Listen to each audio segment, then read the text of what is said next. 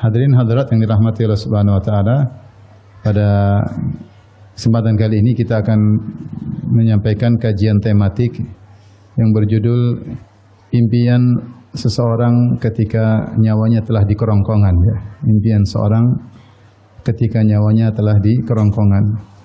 Yang sebagaimana Allah Subhanahu wa taala sebutkan di akhir surat Al-Munafiqun, ya, tentang seorang akan meninggal dunia ketika malaikat maut sudah di hadapannya, kemudian dia ingin ditunda kematian sebentar agar bisa melaksanakan suatu amal soleh yang sangat agung, yaitu bersedekah.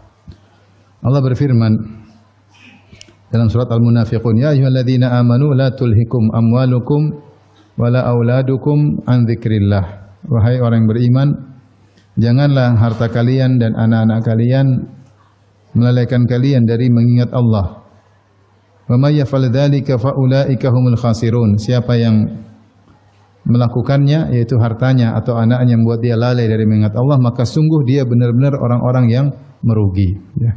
Sungguh dia benar-benar orang yang merugi. Seakan-akan tidak ada yang merugi kecuali orang seperti ini, yang hartanya yang seharusnya membuat dia semakin tinggi di hadapan Allah, malah justru membuat dia lalai dari Allah Subhanahu wa taala. Wa anfiqu mimma razaqnakum min qabli ay ya'tiya ahadakumul maut. Infakkanlah sebagian dari harta kalian sebelum datang kepada salah seorang dari kalian kematian, yaitu malaikat maut di hadapannya. Fayaqula rabbi laula akhartani ila ajalin qarib.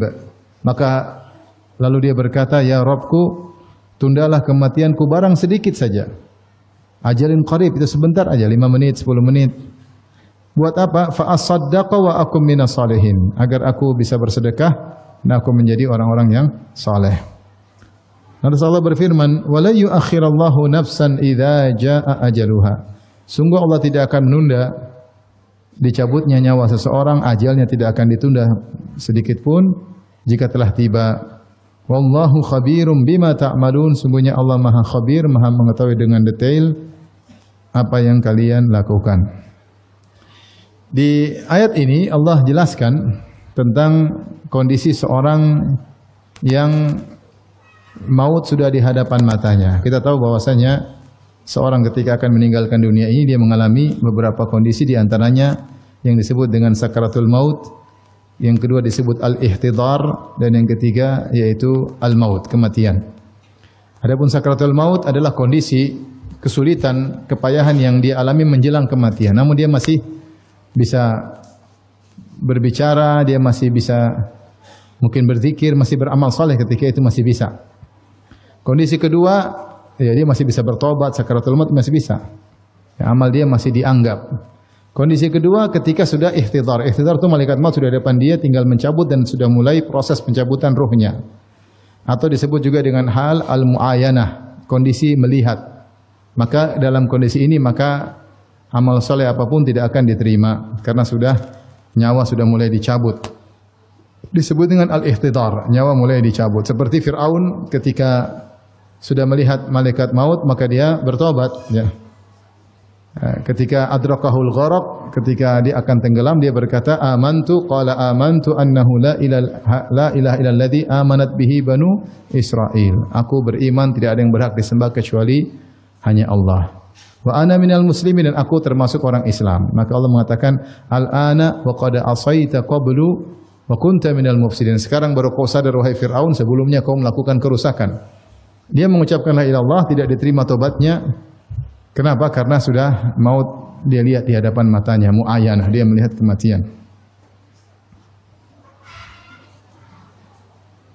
Kemudian juga seperti dalam ayat ini, ya, dia sudah mau mati maka dia ingin ditunda kematiannya. Nabi juga bersabda, innallaha yaqbalu taubatal 'abdi ma lam yugharghir. Allah menerima taubat seorang hamba sebelum nyawanya di kerongkongan. Ini namanya ihtidar. Nyawa sudah mau keluar. Kalau nyawa sudah keluar dari tubuh namanya al-maut, kematian. Kalau nyawa sudah keluar dari tubuh disebut dengan apa? Kematian. Nah, ketika nyawa dalam proses dicabut, maka orang ini yang mau dicabut nyawanya berangan-angan, dia minta untuk ditunda sebentar. Namun kita tidak melihat perkataannya tersebut. Ya. Makanya Allah mengatakan dalam Al-Quran, falaula idza balagatil hulqum wa antum hina idzin tanzurun wa nahnu aqrabu ilaihi minkum walakin la tubsirun. Kata Allah, ketika ruh sudah sampai di kerongkongan, wa antum hina idzin tanzurun, ketika itu kalian, ini ada orang mau mati di atas tempat tidur, nyawa sudah di kerongkongan, kita enggak lihat datangnya malaikat maut ingin mencabut nyawanya. Kalian yang hadir di situ tidak melihat. Falaula idza balagatil hulqum wa antum hina idzin tanzurun, ketika itu kalian sedang melihat orang tersebut. Wa nahnu aqrabu ilaihi minkum walakin la tubsirun, kami lebih dekat kepada orang tersebut daripada kalian para pengunjung, para penjenguk, akan tapi kalian tidak melihat kami. Itu malaikat tidak terlihat. Sesungguhnya orang ini ketika akan dicabut nyawanya dia berbicara, tapi kita enggak lihat dia berbicara. Dia mengatakan, fayaqula rabbi laula akhartani ila ajalin qarib. Ya Rabbku, tundalah kematianku barang sebentar. Barang sebentar, cuma 5 menit, 10 menit, sebentar aja. Apa yang ingin dia lakukan dengan waktu yang sebentar tersebut? Dia ingin fa'as-saddaqa, dia ingin bersedekah. Para ulama khilaf tentang kenapa orang ini ketika dia akan mau meninggal dunia, dia berangan-angan ingin sedekah. Dia tidak bilang saya ingin sholat, saya ingin puasa, saya ingin, tapi dia ingin sedekah. Kenapa? Ya. Ada yang mengatakan karena dia tidak ingin seperti orang-orang munafik yang punya harta tapi pelit. Karena di awal surat Allah atau sebelumnya Allah mengatakan tentang orang-orang munafik, humul ladzina yaquluna la tunfiqu ala man 'inda Rasulillahi hatta yanfaddu. Di mana orang munafik berkata, janganlah kalian berinfak kepada Muhammad sampai orang-orang di sekitarnya pergi, yaitu mereka berwasiat kepada masyarakat untuk tidak memberi sumbangan untuk dakwah, jangan kasih. Ini sifat orang munafik.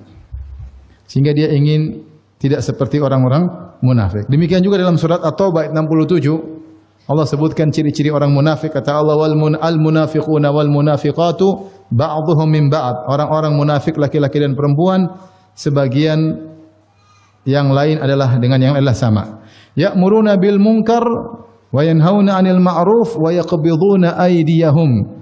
Kerjaan orang munafik adalah menyuruh kepada kemungkaran, melarang dari kebaikan. Bukan amar ma'ruf nahi munkar, tapi amar munkar nahi ma'ruf. Bukan amar ma'ruf nahi munkar, tapi amar munkar nahi anil ma'ruf. Dan di antara sifat mereka, wa yaqbiduna aydiyahum, mereka melipat tangan mereka, maksudnya mereka pelit. Maka ada yang mengatakan orang ini ketika akan meninggal dunia, kemudian dia berangan-angan untuk bersedekah karena dia tidak ingin seperti orang-orang munafik. Ini pendapat. Ada pendapat lagi yang mengatakan dia ingin bersedekah karena dia tahu dia mampu untuk bersedekah. Ya, tentu kalau orang mungkin hartanya banyak, dia ingin apa? Ingin sedekah. Ya, ingin sedekah. Amal spesial yang tidak bisa dilakukan oleh banyak orang. Siapa yang bisa kuat bersedekah? Orang yang punya harta. Kalau nggak punya harta nggak bisa bersedekah. Kebetulan harta dia banyak, tapi dia keburu meninggal tidak sempat bersedekah. Maka dia ingin bersedekah. Dia tidak bilang ibadah yang lain karena dia ingin bersedekah. Ada yang mengatakan sedekah karena dia tahu sedekah adalah ibadah yang terbaik untuk kebaikan dia di alam barzakh maupun di akhirat. Karena keutamaan sedekah sangat-sangat banyak. Mungkin dia punya ibadah-ibadah yang lain, ya. Mungkin dia salat, tapi dia lupa untuk sedekah. Ya. Dan ternyata sedekah ini luar biasa efeknya bagi kehidupan seorang di dunia, terlebih lagi di alam barzakh, terlebih lagi di akhirat kelak. Maka dia ingin dikasih waktu sebentar saja. Ya. Fayaqula rabbi laula akhartani ila ajalin qarib. Dia berkata, ya Rabbku, tundalah kematianku barang sedikit saja, 5 menit, 10 menit. 10 menit sudah cukup untuk buka ATM banking kemudian kirim 1 miliar. Cuma butuh setengah menit, ya enggak? Tinggal kliknya yang berat. Kalau pencet-pencet nomor 00 mudah. Sudah nolnya udah 6, tambah lagi nolnya sudah 7, tambah lagi nolnya sudah 8, sudah ratusan juta. Cuma oke-nya ini sudah oke, paspornya pura-pura lupa, ya repot. Sehingga Dia dikasih waktu, kalau dikasih waktu 5 menit saja, dia ingin bersedekah. Tapi Allah mengatakan, wala yu'akhirallahu nafsan idza ja'a ajaluha. Kalau sudah tiba nyawa seorang, tidak akan ditunda. Demikianlah orang-orang berangan-angan tatkala bermimpi, berangan-angan ketika waktu sudah lewat, penyesalan yang tiada guna. Oleh karenanya, ikhwan dan akhwat, kita akan mengalami apa yang dialami oleh orang ini. Kita akan mengalami namanya halatul ihtidhar, yaitu nyawa di kerongkongan. Kita akan mengalami. Maka jangan sampai kita berangan-angan seperti dia. Kita ingin kalau kita punya harta, kita infakkan di jalan Allah Subhanahu wa taala. Ya. Oleh karenanya Rasulullah pernah berkata, ayyukum malu warasatihi ahabbu ilaihi min mali, atau kama qala Nabi sallallahu alaihi wasallam. Siapa di antara kalian yang harta ahli warisnya lebih dia suka daripada hartanya sendiri? Sahabat berkata, mana ada orang lebih suka kepada harta ahli warisnya? Semua orang lebih suka hartanya sendiri. Ahli waris saya siapa? Kalau saya meninggal, ahli waris saya itu istri saya, anak saya. Ya. Orang tua saya sudah meninggal, jadi tinggal anak sama istri saya. Ya. Kalau ternyata anak sudah besar, sudah berkeluarga, sudah... Ya. Mana lebih saya suka? Saya punya harta sendiri atau harta anak saya, harta istri saya? Lebih enak punya harta sendiri. Kita harta anak saja kalau kita minta nggak enak, ya nggak? Kalau anak kita kaya, kita minta-minta kan nggak enak. Coba kalau harta sendiri kan terserah kita. Apalagi istri minta-minta, aduh malu-maluin. Ya. Meskipun istri kita kaya, kita minta nggak enak, harga diri dong. Anak kita kaya, kita minta juga nggak enak. Itu ahli waris kita. Kalau dia punya harta, mana lebih suka? Harta dia atau harta kita sendiri? Lebih enak harta kita sendiri. Maka Nabi membuat agar seorang berfikir, kalau kau lebih suka hartamu, mumpung lagi di tanganmu, maka gunakanlah untuk kemaslahatanmu yang paling utama, untuk dunia maupun akhiratmu. Karena kalau kau pelit-pelit, kau tidak sumbangkan di jalan Allah, begitu kau meninggal, ini harta lari ke ahli warismu. Kalau sudah lari ke ahli warismu, seandainya ahli warismu yang bersedekah, dia yang dapat pahala, bukan kamu. Yang dapat pahala dia, bukan kamu. Maka seorang kalau sudah memenuhi kewajibannya untuk anak istrinya, hendaknya dia memikirkan tentang akhirat dia, tentang alam barzah dia. Ya. Nabi berkata, yaqulu ibnu Adam mali mali. Wa ma maluka ya ibnu Adam illa ma akalta fa afnait wa ma labista fa ablait wa ma tasaddaqta fa amdait. Hartamu cuma yang kau makan, itulah hartamu sungguhnya. Kau makan selesai. Yang kau pakai itu hartamu, baju kau pakai, motor kau pakai itu hartamu sungguhnya. Sama yang kau sedekahkan kau bawa di dalam alam kubur. Sama yang kau sedekahkan itu yang akan berjalan dalam alam kuburmu sampai hari kebangkitan, sampai hari kiamat. Sisanya itu bukan hartamu. Baik, kau punya uang banyak, punya uang 1 triliun, yang kau makan cuma tahu goreng, ayam goreng, itu yang kau makan. Itulah hartamu. Yang lain yang bukan kau makan, bukan hartamu. Kau punya mobil 100 karena kau punya rental mobil. Yang kau pakai itulah hartamu, yang lain kau tidak pakai. Sesungguhnya kau tidak menikmati itu semua, yang kau nikmati yang kau pakai. Iya enggak? Rumahmu 10, yang kau pakai 1, itulah rumahmu sesungguhnya. Karena yang lainnya kau tidak pakai. Tetapi kalau kau infakkan di jalan Allah, maka semuanya akan kau pakai. Di alam barzakh maupun di mana di akhirat. Maka seorang selain dia memikirkan kesejahteraannya di dunia, hendaknya dia berfikir kesejahteraannya di alam barzakh, apalagi di akhirat. Ya. Pada kesempatan kali ini, ya kita akan bahas tentang keutamaan sedekah. Ya. Makanya ketika Rasulullah SAW menyuruh Aisyah untuk membagi-bagikan kambing yang disembelih oleh Nabi SAW, Rasulullah suruh bagi-bagi. Setelah itu Rasulullah SAW bertanya, ma baqiya minha, masih adakah yang tersisa? Kata Aisyah radhiyallahu anha, dari daging kambing tersebut, ma baqiya minha illa katifaha, semuanya sudah saya, tidak tersisa kecuali tinggal pundak kambing, saya belum bagikan, ini yang tersisa. Nabi kemudian mengatakan kepada Aisyah radhiyallahu anha, "Baqiya kulluha illa katifaha." Justru yang tersisa, ya, semuanya tersisa di akhirat. Justru yang belum dibagi itulah yang tidak tersisa di akhirat. Itu yang akan sirna. Ya. Semua yang dibagi justru itu yang tidak sirna. Yang tidak dibagi itulah yang sirna, tidak ada faedahnya. Oleh karenanya harta yang kita infakkan di jalan Allah itulah yang tersisa buat kita dunia dan akhirat. Bukankah Rasulullah SAW bersabda, "Yatba'ul mayyit salas," bahwasanya mayat diikuti oleh 3 perkara. Ahluhu wa maluhu wa amaluhu, diikuti oleh istri, keluarganya, anak istrinya, diikuti oleh hartanya, yaitu budak-budaknya, mungkin mobilnya ikut ngantar, ya. Dan amalnya. Fayarji al-itsnan, maka 2 pergi meninggalkan dia, yaitu hartanya, keluarganya meninggalkan dia. Wa yabqa salis, dan tinggal 1, yaitu amalnya. Bukankah kondisi kita demikian kalau kita sudah meninggal dunia? Benar anak kita datang, istri kita datang, tapi mereka akan meninggalkan kita. Bahkan ketika mereka meninggalkan kuburan, Allah membuat telinga kita mendengar langkah kaki mereka meninggalkan kita, semakin menjauh hingga hilang. Jelaslah bahwasanya kita pasti sedang sendirian. Istri yang kita cintai yang katanya hidup semati, ternyata tidak. Sehidup semati katanya. Sehidup semati, bukan sehidup semati. Saya hidup kamu mati maksudnya. Sehidup semati. Tidak ada istri bilang saya juga mau dikubur bersama kamu. Omong kosong. Akhirnya kita meninggal, mungkin saja dia kawin lagi, mungkin. Kemudian mobil kita yang kita beli dipakai sama laki-laki yang baru.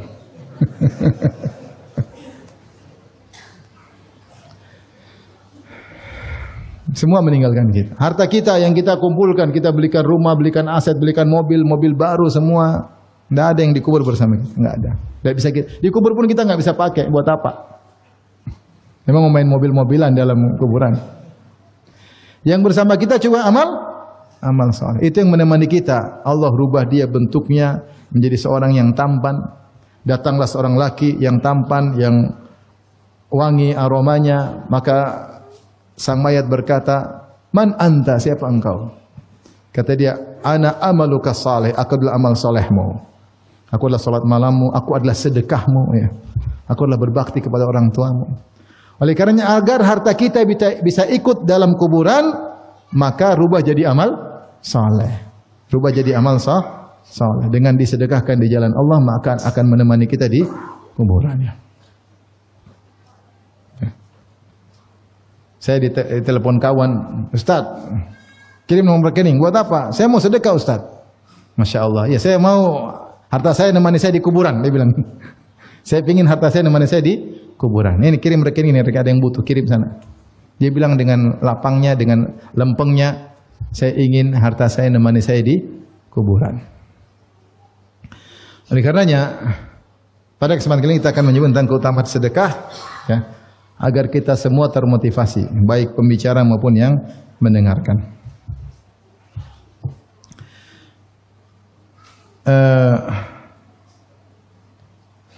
Keutamaan sedekah sangat banyak, ya. Keutamaan sedekah sangat banyak, dan Allah memberikan keutamaan sedekah baik manfaat duniawi maupun manfaat ukhrawi. Cukuplah bagi kita untuk mengetahui keutamaan sedekah. Karena Rasulullah SAW mengatakan wasadaqatu burhan, sedekah adalah bukti. Bukti apa? Bukti keimanan. Siapa yang beriman kepada hari kemudian, dia pasti mudah untuk bersedekah. Siapa yang beriman bahwasanya harta yang dia sumbangkan akan membangun istananya di surga, maka dia akan mudah bersedekah. Karena dia sedang bikin rumah yang mewah di akhirat. Sudah ada uang taruh, ada uang taruh, ada uang taruh, semakin besar istananya di akhirat kelak. Kalau dia yakin itu, pasti mudah bagi dia untuk bersedekah. Tapi kalau dia kurang yakin, dia bangun rumah di dunia gede-gede, paham? Gede-gede, kolam renangnya gede, rumahnya gede, mobilnya mewah. Tapi kalau dia yakin dia akan bangun dengan uang ini, dia bangun istana di akhirat, dia pasti bangunkan banyak-banyak, besar-besar. Apalagi rumah dunia akan ditinggalkan dan rumah akhirat abadi. Makanya dikatakan oleh penyair, lidulil maut wa bunulil kharab. Lahirlah kalian untuk menuju kematian dan bangunlah kalian untuk menuju kerusakan bangunan tersebut. Kalau bukan bangunan yang rusak sebelum kalian, kalian yang rusak sebelum bangunan tersebut. Tapi kalau bangun di akhirat, tidak akan rusak, semakin besar dan besar. Makanya Rasulullah SAW berkata, "Was-shadaqatu burhan." Sedekah bukti bahwasanya kau beriman. Manusia diciptakan punya kodrat sangat cinta kepada harta. Allah sebutkan dalam Al-Quran, wa tuhibbunal mala hubban jamma. Kalian mencintai harta dengan kecintaan yang dalam. Bahkan sebagian orang lebih cinta hartanya daripada istrinya. Saking cintanya pada harta. Luar biasa. Dalam ayat yang lain, wa innahu lihubbil khairi lasyadid. Sungguhnya manusia itu cintanya kepada harta sangat tinggi. Maka untuk melepaskan harta tersebut tidak mudah. Dia harus punya iman. Maka kalau dia imannya tinggi, dia mudah untuk bersedekah. Karena dia tahu sedekah yang dia keluarkan akan bangun untuk kemaslahatan dia. Bangun istana di surga. Makanya ketika Allah berbicara tentang sedekah, Allah berkata, "Man kana yu'minu billahi wal yawmil akhir falyukrim jarahu." Siapa yang beriman kepada Allah dan hari akhirat, dia muliakan tetangganya. Di antaranya dia berikan pemberian kepada tetangganya. "Man kana yu'minu billahi wal yawmil akhir falyukrim dhaifahu." Siapa yang beriman kepada Allah dan Rasulnya, kepada Allah dan hari akhirat, dia akan memuliakan tamunya. Tamunya datang, dia sambut, dia jamu. Karena dia beriman, ini ada balasannya di akhirat kelak. Di dunia sebelum di akhirat. Maka sedekah itu di antara kemuliaan adalah bukti keimanan. Karenanya kalau kita baca Al-Quran, banyak isinya suruh sedekah, banyak. Wa anfiqu mimma razaqnakum, infakkan. Ya. Ladzina yunfiquna amwalahum fi sabilillah, yang berinfak ya Allah Subhanahu wa taala. Banyak sekali. Falaqatahamal aqabah wa ma adraka mal aqabah fakku raqabah aw it'amun fi yaumin dhi masghaba yatiman dha matraba. Yatiman dha maqraba atau miskinan dha matraba. Kata Allah, kalau dia ingin melewati halangan untuk masuk surga, apa yang dilakukan? Fakku raqabah, merdekakan budak. Butuh duit atau tidak? Butuh duit. Au it'amun fi yaumin dhi masghaba, atau bagi-bagi makanan tatkala musim kelaparan, bagi makanan butuh duit atau tidak? Sedekah. Yatiman dha maqrabah, bantu anak yatim yang masih punya kekerabatan, bantu juga butuh biaya. Au miskinan dha matraba, atau dia bantu orang miskin yang tidak punya apa-apa kecuali tanah, juga butuh sedekah. Jadi dalam Al-Quran banyak sekali sedekah banyak sekali. Lan tanalul birra hatta tunfiqu mimma tuhibbun. Kalian tidak akan mencapai kebahagiaan yang sesungguhnya, iman yang sungguhnya, kebajikan yang sungguhnya sampai kalian menginfakkan apa yang kalian cintai. Allah tidak mengatakan sampai kalian menginfakkan apa yang paling kalian cintai, tidak. Itu berat. Allah mengatakan sampai kalian infakkan apa yang kalian cintai. Harta kita cinta, kita infakkan. Tapi para sahabat ketika menerapkan ayat ini, mereka menerapkan menginfakkan yang paling mereka cintai, bukan yang mereka cintai aja. Makanya sahabat ya Abu Talha ketika dengar ayat ini dia bilang, saya punya kebun yang paling dia cintai, harta aset paling berharga, bayruha, sedekah di jalan Allah Subhanahu wa taala. Dia cari harta yang paling dicintai. Umar bin Khattab ketika ingin berwakaf, dia cari aset yang paling dia cintai. Yang dia dapatkan ketika dari perang Khaybar, dia dapat, itu dia infakkan dia. Dia cari harta yang paling dicintai. Khalid bin Walid ketika berwakaf, yang senjata dia infakkan, itu harta yang paling dia cintai. Itu sahabat karena imannya kepada hari akhirat sempurna. Oleh karenanya kalau kita bicara sedekah banyak sekali ya keutamanya. Tapi sekarang kita akan bahas.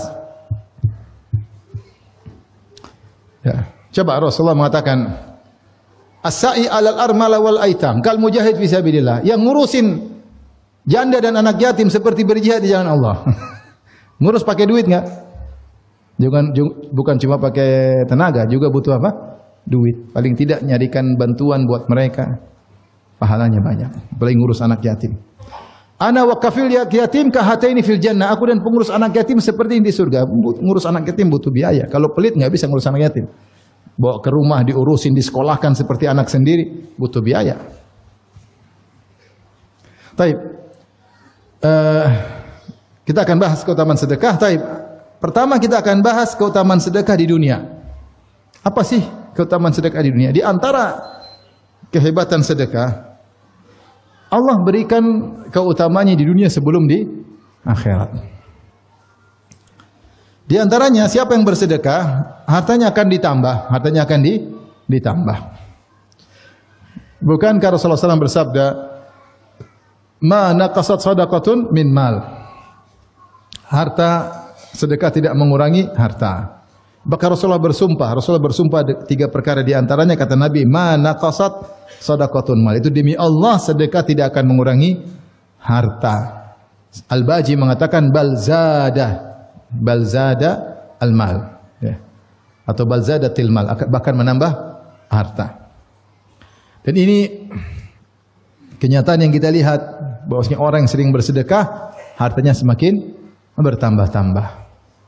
Bahkan ada seorang yang saya kenal saking banyak bersedekah, sedekahnya luar biasa, terlalu banyak. Sampai dia bilang, "Saya lari dari harta, bahkan harta mengejar-ngejar saya." Subhanallah. Saya lari harta, bahkan harta mengejar. Hartanya bertambah-tambah terus, banyak sekali hartanya. Semakin sedekah tambah lagi hartanya, semakin sedekah tambah lagi apa? Hartanya. Coba lihat para sahabat, sedekah kaya. Ya. Utsman bin Affan kaya, sedekah kaya. Abdurrahman bin Auf sedekah kaya. Bahkan Abdurrahman bin Auf dimana kalau ngangkat batu dapat duit, saking kayanya. Kaya. Luar biasa. Oleh karenanya, mana qasat sadaqatun min mal. Sedekah tidak mengurangi harta. Jadi kalau orang punya uang 1 juta, dia sedekah 100.000, secara kasat mata tinggal 900.000. Tapi jangan percaya sama matamu. Yakinlah itu akan bertambah cepat atau lambat. Cepat atau lambat. Maka ternyata orang yang bersedekah, di antara keutamanya dunia, dia akan ditambah hartanya. Kemudian di antara faedah di dunia, orang yang bersedekah akan mendapatkan husnul khatimah. Ya, dapat kematian yang indah. Kata Rasulullah SAW, "Sana'iul ma'ruf taqi masari asu." Berbuat baik kepada orang lain, membantu orang lain akan mencegah dari kematian yang buruk. Mencegah dari kematian yang buruk, kematian yang mengenaskan, akan terhindar dari kematian model seperti itu, ya. Kemudian juga bahwasanya sedekah akan menghalangi orang dari berbagai macam bala. Berbagai macam bala, banyak bencana yang menimpa dia terhalangi karena dia bersedekah. Subhanallah. Dan ini kaidah al-jaza' menyisil amal, balasan sesuai dengan perbuatan. Dia menghilangkan bencana orang, dia menghilangkan kesulitan orang, dia menghilangkan, akhirnya dia dicegah dari bala. Apa kata dalam suatu riwayat dari Nabi Yahya atau seorang nabi yang dia berwasiat kepada Bani Israel, ya. Wa amurukum bisadaqah, aku merintah kalian untuk bersedekah. Fa inna mathala dzalik rajulun asarahu al-adu fa awthaqu yadahu ila unuqihi. Perumpamaan sedekah itu seperti ada seorang yang ditangkap oleh musuhnya. Orang ditangkap oleh musuhnya. Kemudian musuh-musuhnya pun membelenggu tangannya di lehernya sehingga dia tidak bisa berkutik. Wa qaddamuhu liyadribu unuqahu, kemudian dimajukan ke depan untuk dipenggal kepalanya. Dia ikat tinggal dipenggal kepalanya. Faqala, kemudian orang yang akan dibunuh ini berkata, "Ana aftadi minkum bil qalil wal katsir." Fafada nafsahu minhum. Dia mengatakan, aku akan menebus diriku dengan harta. Kalian mau atau tidak? Kata mereka mau. Maka dia tebus dirinya dengan harta tersebut, maka dia pun selamat. Ini permisalan sedekah.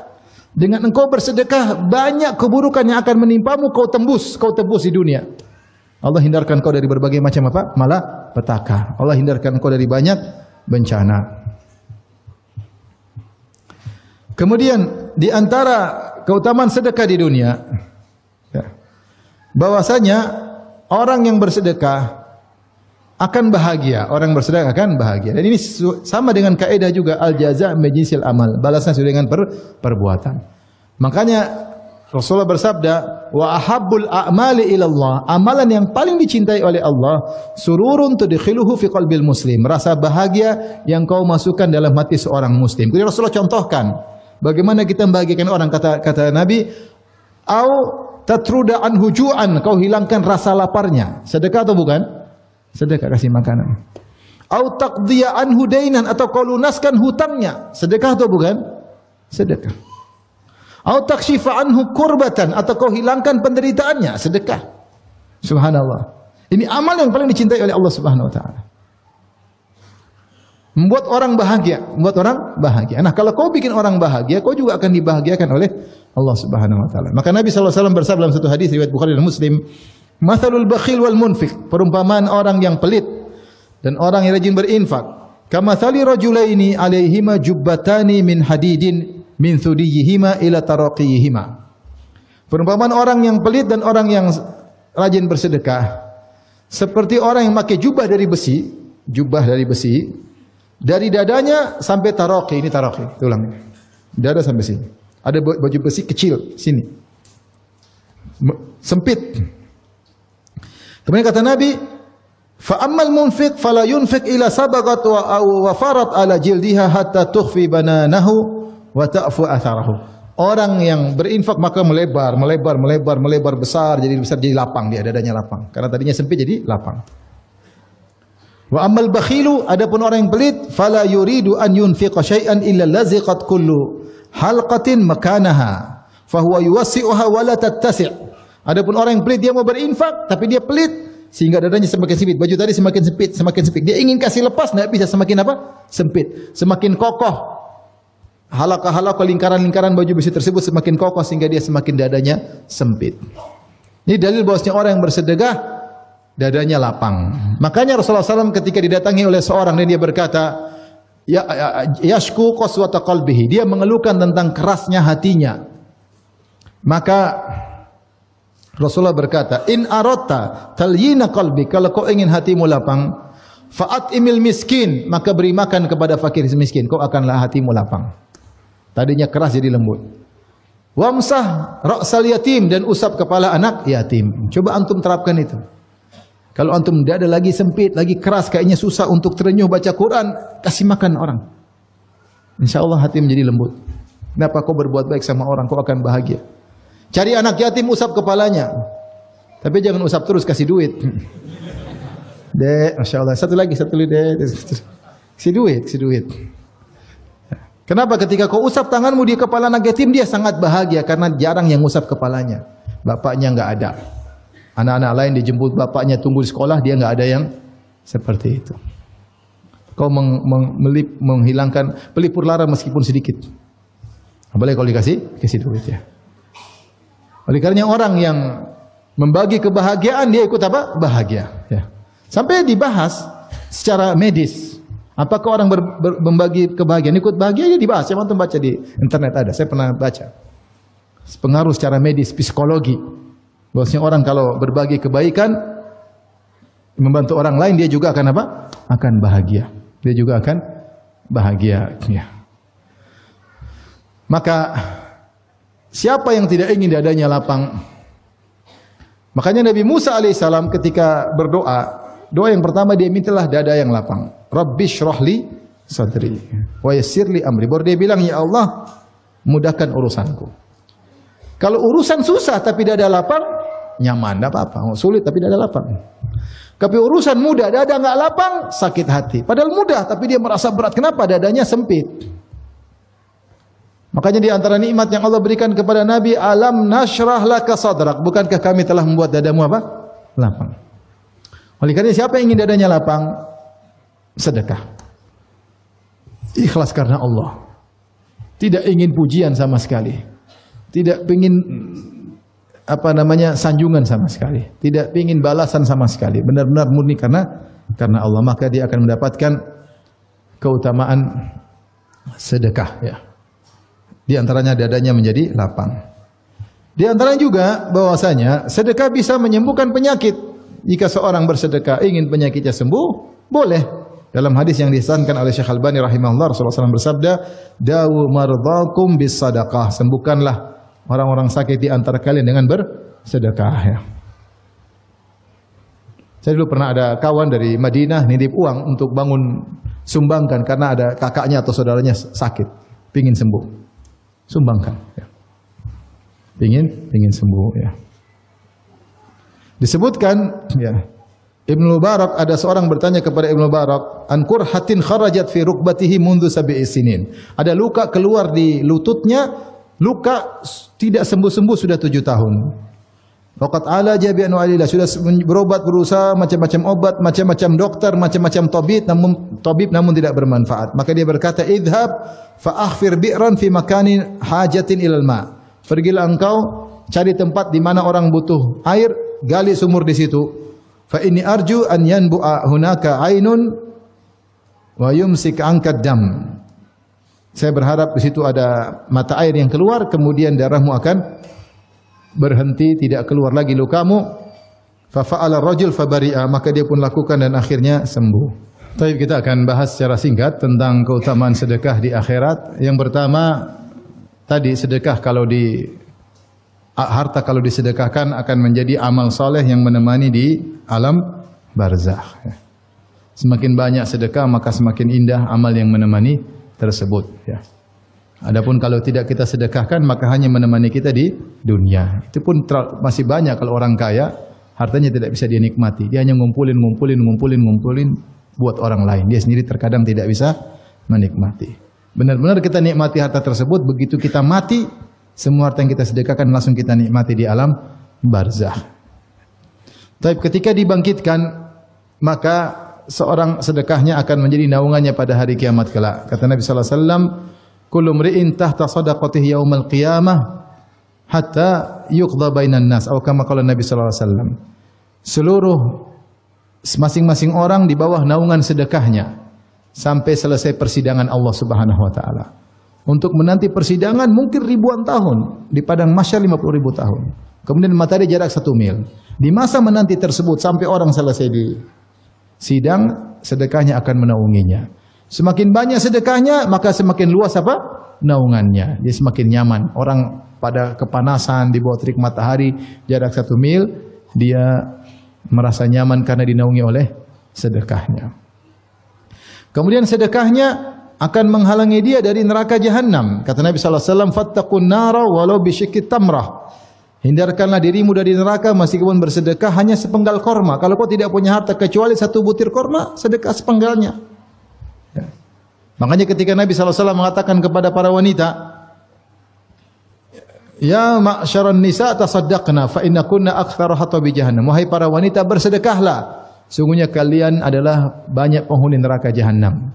Kenapa? Karena kalian banyak tidak bersyukur kepada suami, kalian suka mengeluh, kata Nabi sallallahu alaihi wasallam. Jadi Nabi mengarahkan para wanita agar selamat dari neraka jahanam. Apa yang Rasulullah suruh? Bersedekahlah.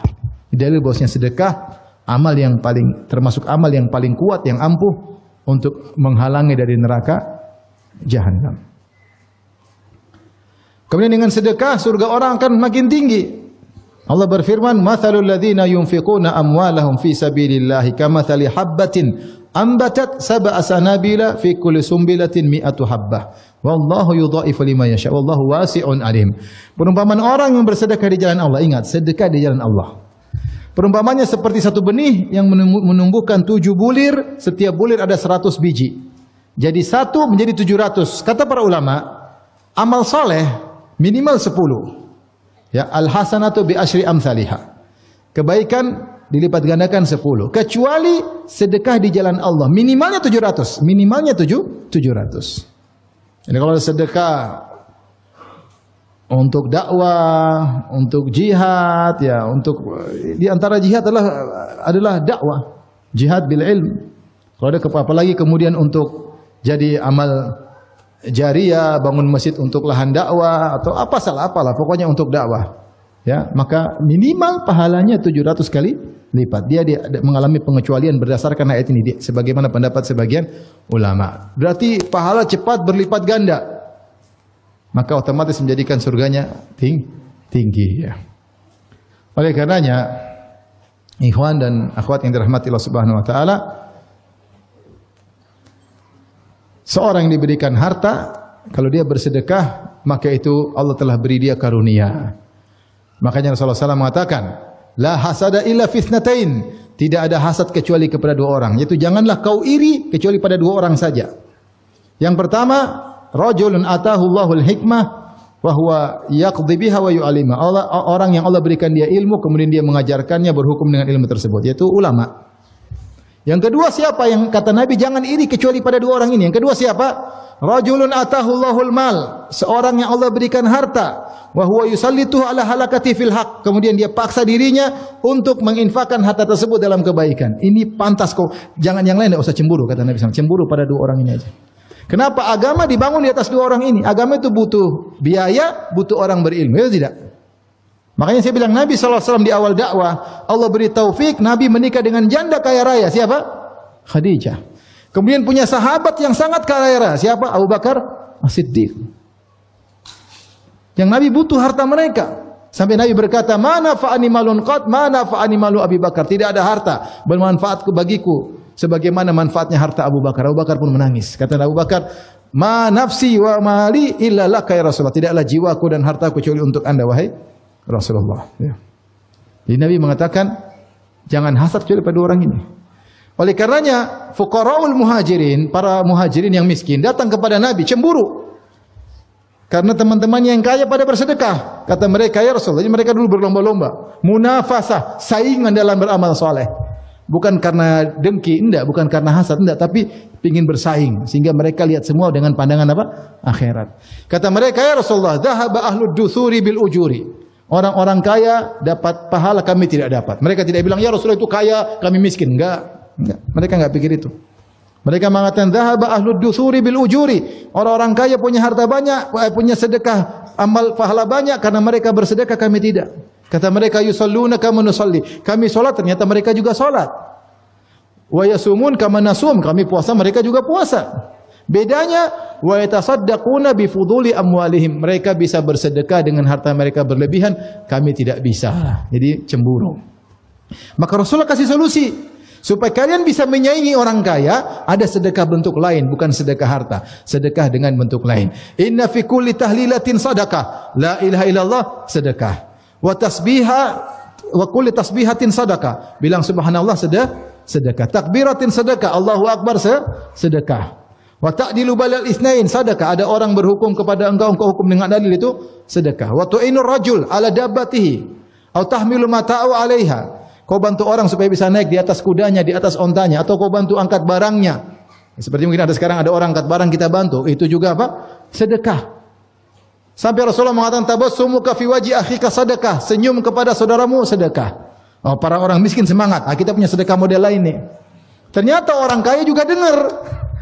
Mereka juga tasbih. Datang lagi yang miskin-miskin, ya Rasulullah, mereka dengar dan mereka juga lakukan. Bagaimana nih ya Rasulullah? Tidak ada solusi lain. Kata Rasulullah, "Dzalika fadlullah yu'tihi may yasha." Sudah, itu karunia Allah sama mereka. Sudahlah, mau diapain? Gampangnya demikian.